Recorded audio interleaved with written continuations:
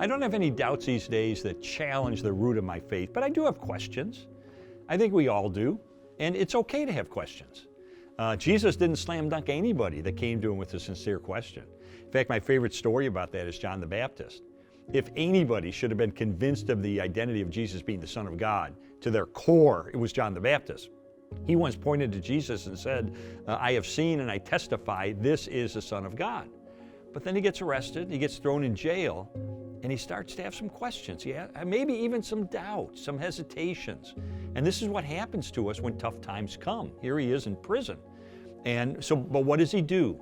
When those tough times come and the doubts begin to creep in, he pursued answers. So he got a couple friends together, he said, go track Jesus down and ask him point blank, are you the one we've been waiting for, or are we to wait for somebody else?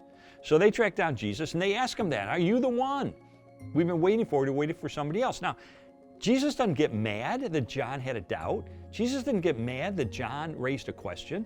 Jesus says to him in Luke 7, verse 22, he says to those followers of John, go back to John and tell him what you have seen and heard.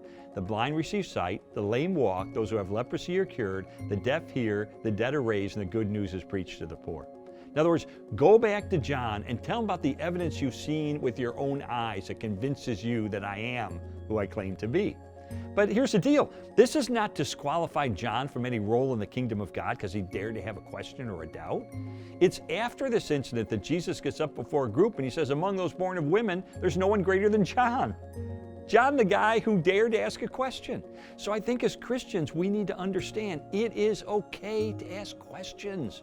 It's even okay to have some doubts, as long as we do what John did and we pursue answers. And today we have a proliferation of books and websites, all kinds of places people can go to get resolution of the kind of doubts that tend to creep in tough times.